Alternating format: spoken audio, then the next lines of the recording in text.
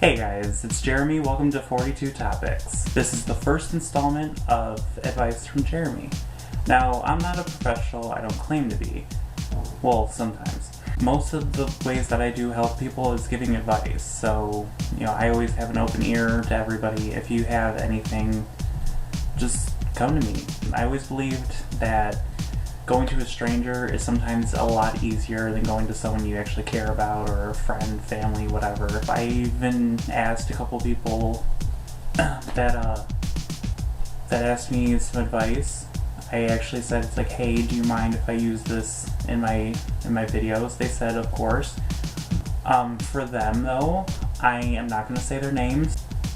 That's their business. Even if they say it's like, yeah, go ahead and use my name, it's their business, but a lot of people online, they're relatable. I mean, who hasn't typed something into Google and said, oh hey, the first 5 are like, just like me. The topic of today's video is love, dating, and relationships. I actually have 3 people lined up.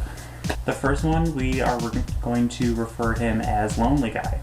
Dear Jeremy, I'm a guy that has no luck at the bars. Is there any easier way to find girls?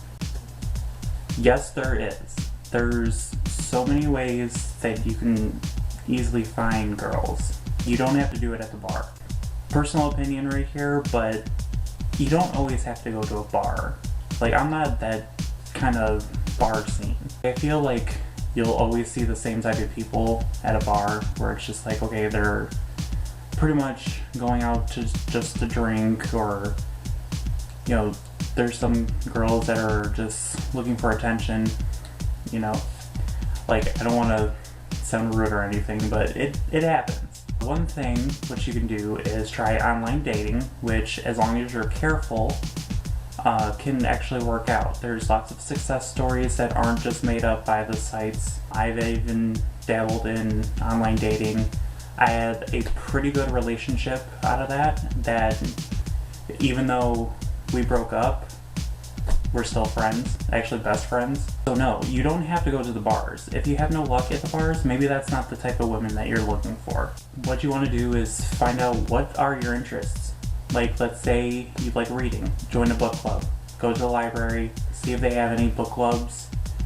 I'm assuming, because you said bar, we're going to say that you're in your 20s. There's community groups that you can join. Go to like your city's community board website thing and look for different groups. If your interest is reading, I already said that. If you like the environment, go join some kind of group that cleans up like the lakes or oceans or parks, whatever, the streets. Find an interest, go join a group, you meet people, maybe that person will be there. I hope that helps. Okay, this one's from enclosed name, Uriel. Is that how you pronounce it? He chose it? Not even sure how to pronounce it. I'm sorry. Okay, Dear Jeremy, I've been friends with a girl for 5.5 years. I've had a crush on her nearly as long. She has a dude, she cares about him, and he is a father of her daughter. However, they fight and break up often. Well, when that happens, I help them back together, as I want her to be happy. However, when we hang out, part of me wants to see them separated so I can have a chance with her, but I ruin women. Sincerely, Uriel. I'm a self-claimed hopeless romantic, so I know how you feel. But really, sometimes it's better to see the ones that we love, happy. But it's like, in your case, there's a little kid involved, so you want to do the right thing. You want to put them in front of your happiness in order for them to be happy. And if they keep on getting back together, there's something there between them, and it might not just be the kid. In a way, I suggest have hope. Make sure that she's just happy, be a friend. And if the if it does come to it to where you two get together and the guy, you know, if they break up and it's for good, if you two get together, make sure you're a father to that kid. Because when there's a kid involved, that's when it gets serious. You're not just going to be her boyfriend, you're going to be a father figure. Third letter. Dear Jeremy, I was with somebody for a year who didn't treat me well. He ditched me and stole my car. Jeez. A friend took me home with him. This was about 2 weeks ago. Anyway, I liked the guy who took me home for a while. We got drunk, slept together, and he even moved my things into his house since I have nowhere to go. I find myself liking him more and more. Is that bad that I can move on that fast? Okay. First of all, I want to say that guy is... The guy that stole your car is an ass. Oh, by the way, that was from Pony Girl.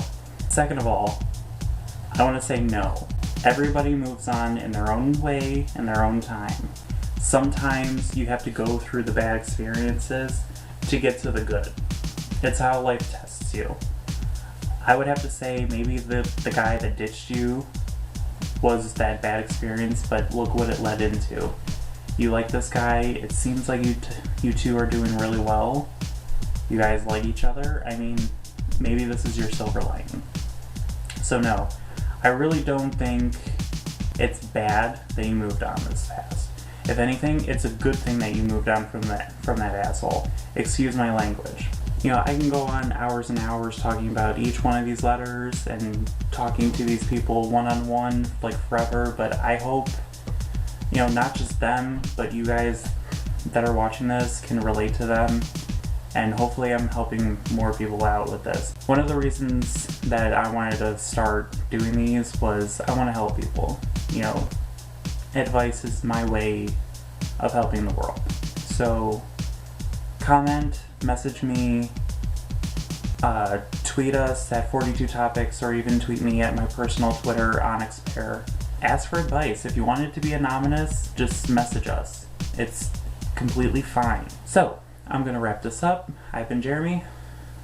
Thanks, 42 Topics. Like I said earlier, sometimes a stranger is the best one to help you out and to hear you out when they have absolutely no connection to the issue. Because sometimes it takes a third party's eyes to see what's really going on.